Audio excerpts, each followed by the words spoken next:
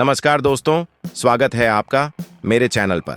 तो बिना समय गंवाए चलिए शुरू करते हैं आज की कहानी। दरवाजे पर खरी मोही ऊंचा बोली, अरे रियाना बिंदनी, थारे को मंदिर जाना थे, भूल गई कि तैयार हुई कि नहीं। रियाना झट से उठकर बैठते हुए वक्त देखने लगी। अनंत पेंट पहनते हुए चौंक कर उसे देखते हुए पूछा, पक्का कोई मन्नत रखी होगी तुमने? रियाना ने सिर हिलाया तो अनंत दरवाजे की तरफ जाते हुए बोला, रियाना कोई मन्नत पूरी नहीं करेगी, सुन लो। मोही ने मुंह बनाए बोला, देवता को नाराज कौन नहीं कर सकते मालिक। अनंत सर्द आवाज में बोला, पति भी देवता है, पति की बात नहीं मनोगी रिया। रियाना ने सिर झुका लिया। अनंत ने मोही के मुंह पर दरवाजा बंद कर दिया तो मोही गुस्से से बोली, जे घर के मर्द भी अजीब से बीवी साथ हो तो तमीज भूल जाते हैं। मोही सबको कोसते हुए आगे आ रही थी। अचानक किसी से टकरा गई। मोही गिरी नहीं थी, किसी के सख्त बाजू ने उसे पकड़ रखा था।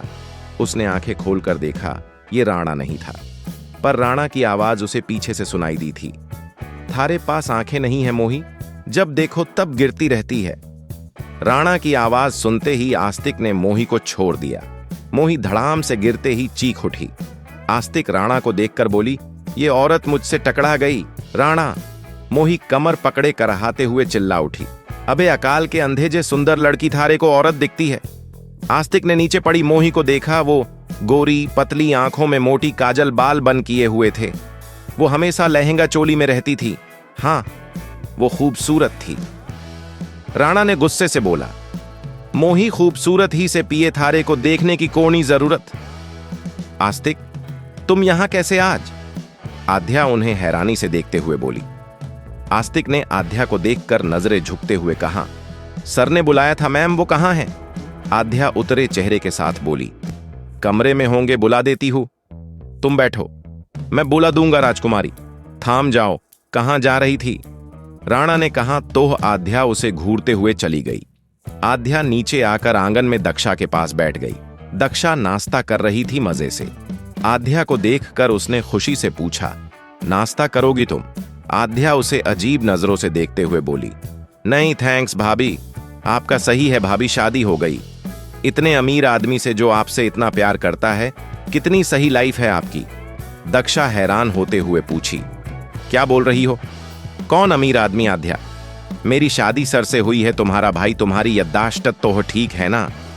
आध्या अपने सिर पर मारते हुए बोली, भाई की बात ही कर रही भाभी। दक्षा मुंह बनाए बोली, कहां यार, कितने कंजूस है, वो कार्ड देकर ले लिया। ऐसे होते क्या प्यार करने वाले पति? आध्या उसे घूरते हुए बोली, आपकी शादी जिस तरह हुई सबने एक्सेप्ट कर लिया ना, कुंडली मिली ना कास्ट देखी गई, वरना हमारे यहां एक गांव से दूसरे गांव शादी नहीं होती हैं। दक्षा दिलचस्पी से आध्या की बात सुनते हुए बोली, सच्ची?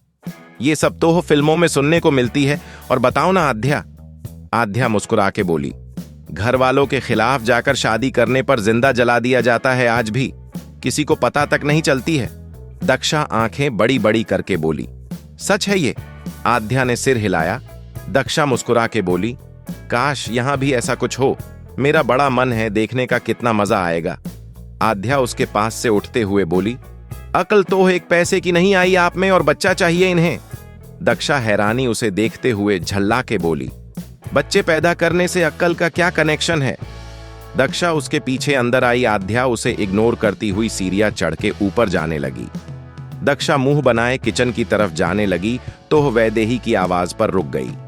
दक्षा हैरानी से देखा, वैदेही उसे गुस्से से कह रही थी, तुम अपने भाई के साथ गई क्यों नहीं? दक्षा इधर उधर देखते हुए बोली, तुम्हारी वो मासा ने जाने से रोक दिया ना यार, वरना जाती। वैदेही उसे घूरते हुए बोली, निकलवा दूं, मदद हो जाएगी तुम्हारी। दक्षा उसकी बात पर मुस्कुरा के उसके हाथ को पकड़ते हुए किचन की तरफ ले जाते हुए बोली, ओहो, मैं देव से बात करूंगी ना, तुम नाराज क्यों होती हो वैदू? बेबी पर गलत असर पड़ेगा ऐसे, तो आओ मैं तुम्हें जूस पिलाती हूं। वैदेही उसके साथ चलते हुए बोली, तुम्हारा भाई बहुत खड़ूस है, रोमांटिक तो बिल्कुल नहीं है दक्षा। दक्षा मुस्कुरा के उसे देखते हुए बोली, अब मैं तुम्हारी साइड ले रही हूं, पर देव के खिलाफ नहीं सुनूंगी कुछ। वैदेही उसे घूरते हुए प्यार से बोली, स्ट्रॉबेरी जूस बनाकर लाओ मेरे लिए। दामिनी ने मुस्कुरा के पूछा, डिलीवरी कब तक होगी वैदू? वैदेही ने धीरे से जवाब दिया, अगले महीने के लास्ट तक। दामिनी खुश होते हुए बोली, लग रहा है बेटा होगा। दक्षा ने वैदेही को देखते हुए जल्दी से बोला, पर मुझे भतीजी चाहिए, भतीजा नहीं। नयन बीच में घुसते हुए बोली, भतीजी? आई तो तेरा भाई फिर तुझे पूछेगा भी नहीं। ये जो तू उसके सिर पर चढ़ के नाचती है तब उसकी बेटी करेगी ये सब। दक्षा हैरानी से नयन की बात सुनने लगी। दामिनी उसे डांटते हुए बोली, के बोल रही है नयन? ऐसा कछु ना होवेगा, सबकी अपनी जगह है। देव के लिए दक्षा की पहली औलाद जैसे है और पहली ही रहेगी। दक्षा खामोश हो चुकी थी। उसका खुशी से खिला चेहरा अब सफेद हो गया था। वैदेही ने धीरे से कहा, भाबिसा, ऐसा नहीं होगा, देव अलग है, उसे पता है किसे कैसे रखना है और उसके लिए उसकी फर्स्ट प्रायोरिटी दक्षा थी और रहेगी। दक्षा सबकी बातें सुनती हुई हैरानी से रसोई से निकल गई। वैदेही ने उसे मुड़ के देखते हुए नयन से कहा, ज्यादा जुबान नहीं चलने लगी आपकी? क्यों बकवास की दक्षा के सामने? नयन ने सिर झुका लिया। वैदेही के आगे बोलने की हिम्मत उसकी कभी नहीं थी। शाम का वक्त। दक्षा दबे पांव ताइसा के कमरे में झांक रही थी। हमेशा की तरह उसके पीछे आन्या थी, जो इधर उधर नजर रख रही थी। दक्षा कमरे में झांकते हुए बोली, आन्या, कमरे में कोई नहीं है, बाहर क्या हाल है? आन्या पिलर के पीछे छुपी बोली, इधर भी रास्ता साफ है भाबिसा, चलो अंदर जाओ। दक्षा सिर हिलाती हुई अंदर गई। आन्या वहीं खरी नजर रखने लगी। 10 मिनट बाद ही दक्षा धीरे से कमरे से निकलते हुए दरवाजा लगा दिया। आन्या ने दक्षा को खाली हाथ देखकर पूछा, हमारे काम की कोई चीज नहीं मिली भाविसा? दक्षा आंखें मिट मिट करते हुए मुस्कुरा के बोली, मिल गई, चलो मेरे कमरे में। दोनों कमरे में आकर दरवाजा बंद किए जमीन पर बैठते हुए दक्षा के पल्लू में छुपाए किताब को देखने लगे। आन्या कवर पेज का नाम पढ़ते हुए बोली, अपने प्यार को काबू में करने के 1000 तरीके, एक रात और आशिक कदमों में। छी भाबिसा, ये कैसी किताब उठा लाई आप? कैसी अजीब बातें लिखी हैं इसमें? दक्षा किताब खोलते हुए बोली, ये ही मेरे काम की किताब है। आन्या मुंह बनाए बोली, वैसे ताइसा कैसी गंदी किताब पढ़ती है ना भाविसा? दक्षा एक पल के लिए उसे देखते हुए बोली, इसीलिए तो ताउसा कितना प्यार करते हैं उनसे आज भी देखती नहीं हो, उसके आगे एक शब्द नहीं बोलते। दरवाजा नॉक हुआ। दक्षा आन्या की धड़कनें तेज हो गई। दोनों एक दूसरे को भूतों की तरह देखने लगे। दक्षा उठते हुए बोली, सर आ गए, अब क्या करूं, क्या करूं? आन्या, उन्होंने देख लिया तो मुझे घर से निकाल देंगे। आन्या उसे हैरानी से देखते हुए बोली, मुझे दीजिए, मैं अपने रूम में छुपा दूंगी। दक्षा में हैरानी से पूछा, पर सर के सामने कैसे लेकर जाओगी? ऐसे कहते हुए आन्या स्टडी की तरफ चली गई। दक्षा अपने सिर पर मारते हुए दरवाजा खोलने लगी।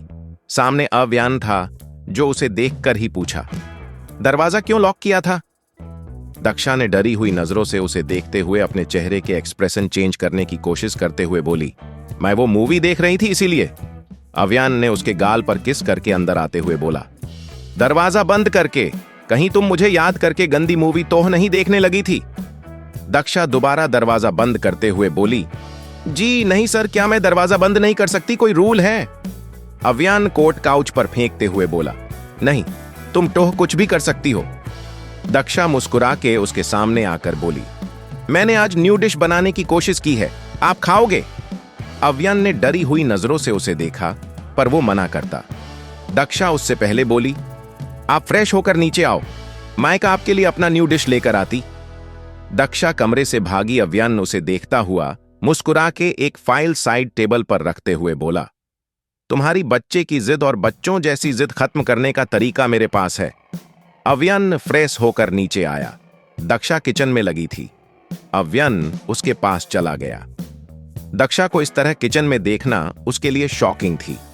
वो मुस्कुरा के बोला, तुम्हें किचन में ऐसे देखकर हैरान हूं दक्षा। दक्षा मुस्कुरा के बोली, आपको भी? मुझे तो कुकिंग भी आती है। अव्यन ने हैरानी से पूछा। दक्षा कटोरी उसके आगे करते हुए बोली, इस घर के मर्द रसोई का रुख करना अपनी शान के खिलाफ जो समझते हैं सर। अव्यन उसके हाथ को पकड़ते हुए बोला, मेरी सोच बाकियों जैसी नहीं है स्वीट हार्ट। दक्षा हाथ छुराते हुए बोली, हाथ नहीं, ये खाना है। वाह, रसोई में रोमांस चल रहा है दोनों का। उनके तरफ आते हुए अनंत ने कहा। दक्षा उसे घूरते हुए बोली, रोमांस तो किया ही नहीं यार, मैं सिर को ये टेस्ट करवा रही थी। क्या है ये फेंकने वाली हो इसे? अनंत कटोरी को झांकते हुए पूछा। दक्षा मुस्कुरा के बोली, कोर संगरी मैंने बनाया, भाभी ने मदद नहीं की, बस बताया था। केर सांगरी दक्षा नाम तो सही से लिया करो, अव्यन ने धीरे से कहा। अनंत मुंह बनाते हुए बोला, मैं नहीं खाऊंगा इसे, ये जाल चुकी है। दक्षा अनंत को घूरते हुए बोली, मैं दूंगी भी नहीं, तुम्हें ये ऐसी ही बनती है ब्राउन डार्क। अनंत अजीब मुंह करते हुए बनाए अव्यन को आने का इशारा करके निकल गया। दक्षा कटोरी अव्यन के हाथ में देते हुए बोली, मैंने देख लिया इशारा। अव्यन अनंत के पीछे गया, दक्षा भी उसके पीछे गई। अनंत साइड में बैठते हुए पेपर अव्यन को दिखाते हुए बोला, घर की सिक्योरिटी बढ़ानी पड़ेगी, 5 साल बाद फिर से वही हुआ। पेपर को देखते हुए अव्यन के चेहरे के भाव सर्द हो रहे थे। पेपर मरोड़ के फेंकते हुए बोला, जाहिल लोग, इनकी सोच पता नहीं कब बदलेगी। दक्षा जो उनसे थोड़ी दूरी में थी, जल्दी से पेपर उठा के देखने लगी। अव्यन ने जल्दी से हाथ बढ़ा के उससे पेपर छीनते हुए बोला, जाकर अपना काम करो दक्षा। दक्षा उसे घूरते हुए पूछी, क्या हुआ है पास के गांव में सर? अव्यन उसे घूरते हुए बोला, दक्षा तुम्हें इंसाफ में पढ़ने की जरूरत नहीं है, जाओ। दक्षा नाराज होते हुए बोली, बात मत करना, दोनों मुझसे ऐसे छुपा रहे हो जैसे अफेयर चल रहा हो दोनों के बीच। अव्यन सिर झटकते हुए अनंत के पास बैठते हुए बोला, यह भी अजीब ढीठ लड़की है। अनंत परेशान होते हुए बोला, कल फैसला होना वाला है, शायद वही हो जो पहले होता आया है। अव्यन सोचते हुए बोला, कितनों को समझाए, हम सालों से चली आ रही इनकी प्रथा ये कभी नहीं तोड़ेंगे। हमारे कहने पर अनंत उठते हुए बोला, चलेगा ना, कल कोशिश तो कर सकते हैं हम। अव्यन सिर हिलाते हुए बोला, हाँ, लेकिन ख्याल रहे किसी को कानो कान खराब ना हो घर में, स्पेशली दक्षा को। अनंत हंसते हुए बोला, फिलहाल तो उसको मनाने में तेरी रात गुजरने वाली है। देव का घर था। देव सामने बैठा वैदेही को खाता हुआ देख रहा था। वो पिंजा खा नहीं रही थी, ठूंस रही थी। देव को उसका इस तरह खाना बहुत अजीब लग रहा। देव एक टिश्यू उठाकर उसके होठों के कोने को साफ करते हुए बोला, बस करो, ये सब खाना हेल्थी नहीं है वैदेही। वैदेही उसे घूरते हुए बोली, क्रेविंग हो रही थी यार, वरना मैं खुद कहां ज्यादा खाती हूं बाहर का खाना। देव बॉक्स साइड करते हुए बोला, और नहीं खाओगी तुम, समझी? वैदेही उसे हैरानी से देखकर नहीं में सिर हिलाते हुए बोली, देव नहीं, मुझे खाना है और भी। देव उसे रोकते हुए बोला, वैदेही तुम अकेली नहीं हो, अब बेबी का सोचो, उसके हिसाब से तुम्हें अपना ख्याल रखना चाहिए। वैदेही देव को देखते हुए नजरें झुकाते हुए बोली, मैं कुछ सोच रही थी देव। देव उसके ठीक पास आकर बैठते हुए पूछा, बताओ मुझे भी क्या सोचा अब तुमने? वैदेही कुछ पल खामोश रहने के बाद धीरे से बोली, मैंने सोचा है मैं ये बच्चा नहीं रखूंगी, या फिर तुमसे दूर हो जाऊंगी। देव शौक होकर बिना पल के झुकाए उसे देख रहा था। वैदेही उसकी तरफ देखते हुए फिर बोली, तुम किसी और का पाप क्यों जिंदगी भर उठाओगे? देव झट से खड़ा होते हुए झल्लाकर बोला, तुम ये डिसाइड करने वाली कौन होती हो? मैंने ये शादी सब जानकर की थी वैदेही। मैंने तुम्हें इस बच्चे को एक्सेप्ट किया था पूरे दिल से। वैदेही नजरें चुरा के बोली, दक्षा के कहने पर सिर्फ आज नहीं पर कल को जाकर बोझ ही लगेगा तुम्हें सब। इसीलिए मैंने ये डिसाइड किया है, मैं वापस लंदन चली जाऊंगी। कुछ टाइम बाद सबकी जिंदगी नॉर्मल हो जाएगी। शट अप, बकवास बंद करो अपनी। हमेशा अपनी मर्जी चलाती हो, अच्छी बात है, पर मेरी जिंदगी में मुझे फैसला लेने दो। छोड़ने के लिए हाथ नहीं थामा था मैंने, समझी? देव ने गुस्से से चीखते हुए कहा। वैदेही ने नजरें उठा के नम आंखों से उसे देखा और धीरे से बोली, थक जाओगे देव। देव अपना सिर पकड़ते हुए उसके पास बैठ गया।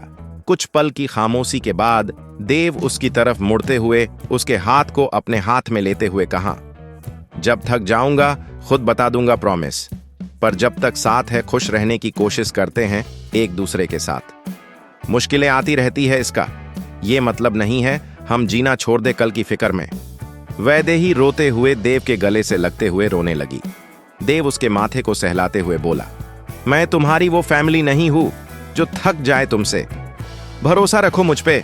अगली सुबह अव्यन बेड पर ही लेटा दूसरी तरफ करवट लेते हुए बीच में रखे तकियों पर गिरा। उसने झट से आंखें खोलकर देखी।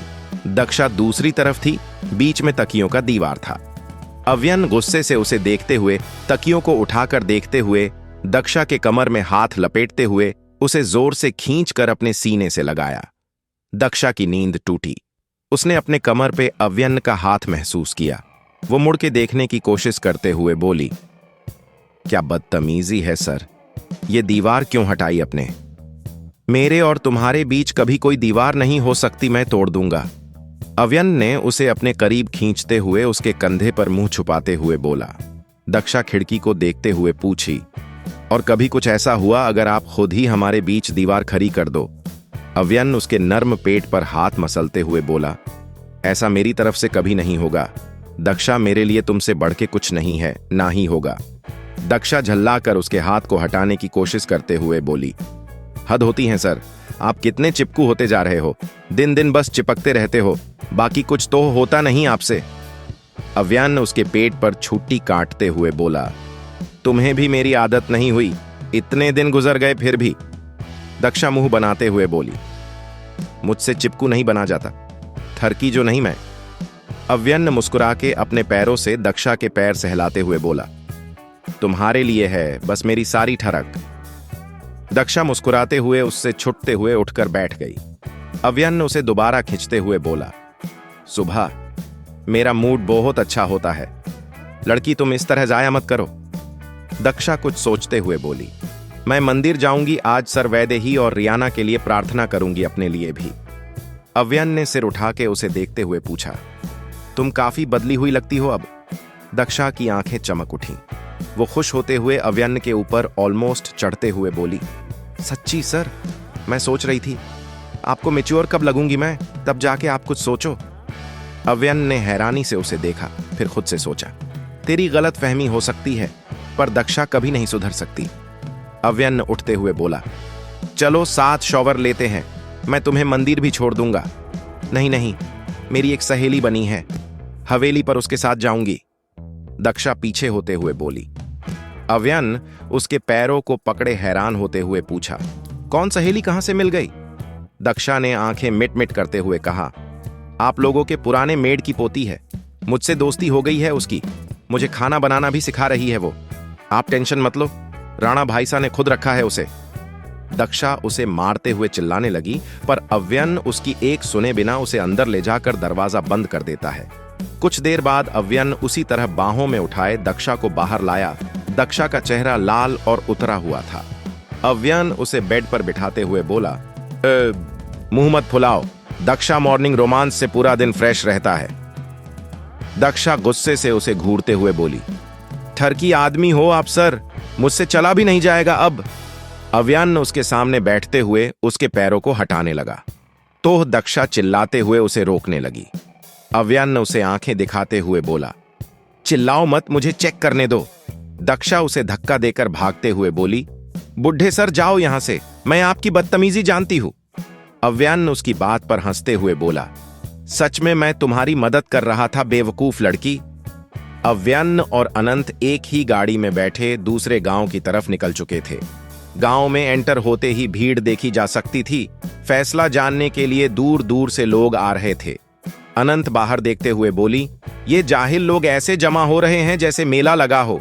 2 लोगों की जान की बात है, किसी को फर्क ही नहीं पड़ता।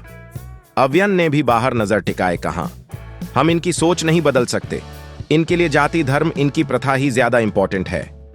अनंत सिर हिलाते हुए बोला, मैंने सारे ऑफिसर को बुला लिया है, शायद रोक सके। अव्यन गाड़ी रोकते हुए बोला, यहां से चलकर जाना पड़ेगा। आशा है आपको आज की कहानी पसंद आई होगी।